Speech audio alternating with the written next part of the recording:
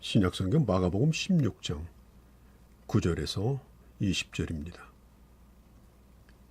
예수 그리스도의 부활은 역사적 사실입니다. 역사적 사실이란 시간이 지났다고 해서 저절로 사라지거나 바뀌는 것이 아닙니다. 부활은 분명히 인간의 이성과 경험을 뛰어넘는 사건입니다. 그래서 역사적 사실이랄지라도 믿을 수 없는 사실로 받아들여지는 그런 사람도 분명히 있습니다. 당시 예수님의 제자들도 심지어는 예수님의 부활을 목격하고도 예수님을 믿지 않으려 했던 사람들이 있었습니다. 왜냐하면 부활을 기대하지도 않았기 때문입니다. 그러나 감사한 것은 오늘 우리가 예수 그리스도를 믿는다는 사실입니다. 우리는 예수님의 부활을 목격한 자도 아니고 주님의 부활을 목격한 자들을 통하여 우리는 들었을 뿐입니다. 그럼에도 불구하고 우리는 그 예수를 믿습니다. 이것은 인간의 이성이나 판단에 의해서가 아니라 성령께서 믿어지게 하심으로 주님이 주신 은혜의 선물로 믿게 된 것입니다. 베드로전서 1장에 보면 보고서 믿는 자보다도 보지 못하고 믿는 자가 더 복되다고 했고, 그리고 그 믿음이 곧 영혼을 구원한다라고 분명히 말하고, 보지 못하였으나 그 믿음으로 인하여 환난을 겪고 그리고 순교의 길을 걸어가기로 했던 것입니다. 막달라 마리아가 예수님의 부활을 알게 된 장면은 요한복음 20장에 상세히 기록이 되어 있죠. 본래 그는 7 귀신 들렸던 여자이죠. 그리고 주님을 만나 고침을 받습니다. 이 여인은 주님의 시신이 도굴된 줄로 알고 하염없이 울고 있을 때 주님이 나타나셔서 누구를 찾느냐고 물으셨습니다. 막달라 마리아는 예수님이 동산지기인 줄 알고 당신이 시신을 가져갔거든 돌려달라고 애원을 합니다. 그때 주님께서 그의 이름을 부릅니다. 메리엄, 메리엄. 이건 평소에 주님이 아람어로 이 마리아를 부르던 이름입니다. 그 소리를 듣고 돌아보니 거기에 계신 분이 바로 예수님이었습니다. 이 마리아는 예수님을 만지고자 했습니다. 너무나 반가웠습니다. 그러나 주님은 만지지 말라라고 말씀합니다. 마리아가 예수님이 살아계신다는 소식을 증거하기 위해서 제자들을 찾아가 보니 그들은 슬퍼하고 있었습니다.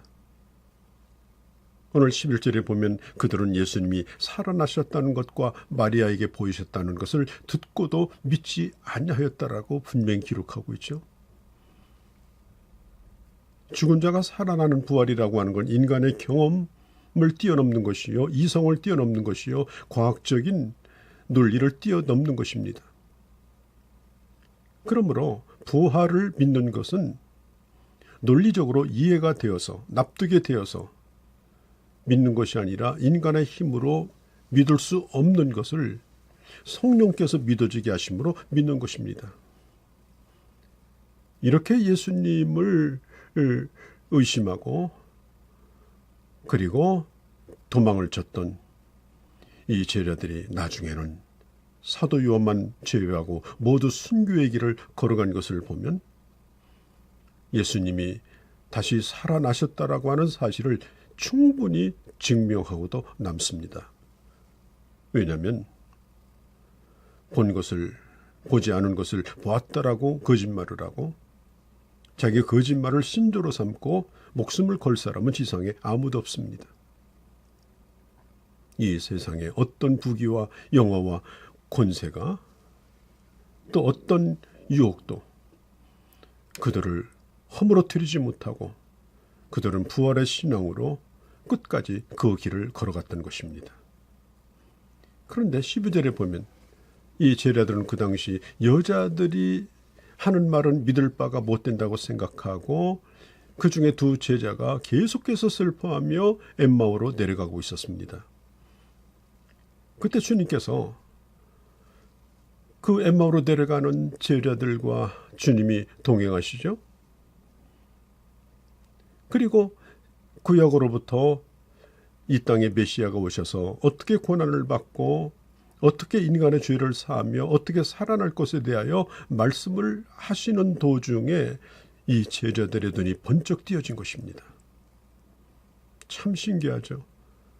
부활의 주님과 동행하면서도 그 주님을 모르던 자들이 하나님의 말씀을 풀어줄 때에 그들의 눈이 떠지고 그리고 그들이 예수를 믿게 되어진 것입니다.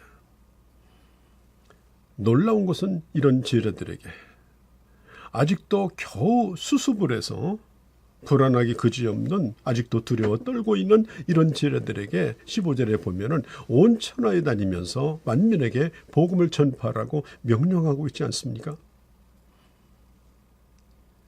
아직도 주춤거립니다. 아직도 연약하여 자기 몸을 가누지 못하는 그들입니다. 그런데 주님께서는 그들에게 천하 만민에게 복음을 증거하라고 그렇게 말씀합니다.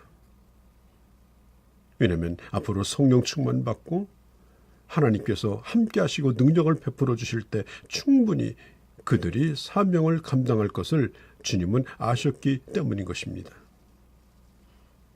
사랑하는 성도 여러분, 오늘 이 말씀은 제자들뿐 아니라 주님의 부활을 믿는 모든 사람들이 순종해야 될 가장 중요한 사명입니다.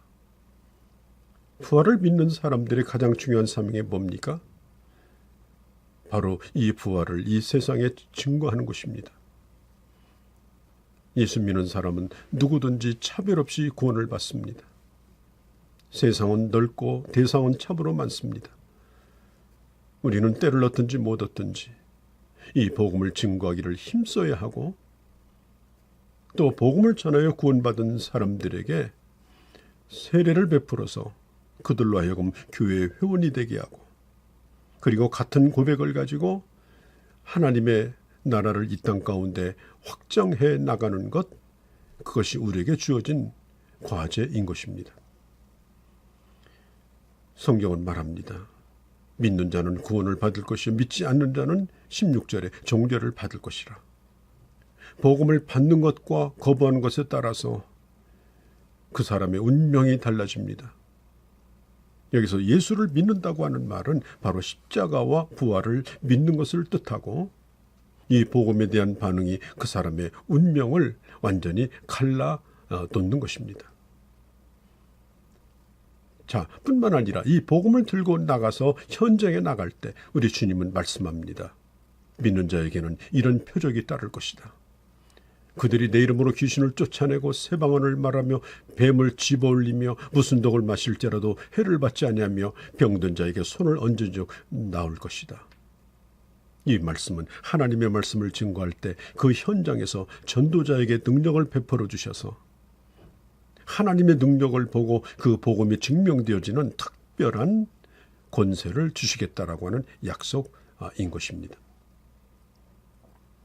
마태복음 10장에 보면은 내가 너희를 보내는 것이 양 가운데 이리를 보내는 것과 같다. 무모한 일이다. 그렇죠. 적대적인 사람들에게 복음을 가지고 간다고 하는 건 대단히 위험합니다. 그러나 주님은 그 현장 가운데 함께할 것이라고 말씀합니다. 너희가 공회 앞에, 관리 앞에, 왕 앞에 설 것이지만은 네가 해야 될 말을 걱정하지 말라.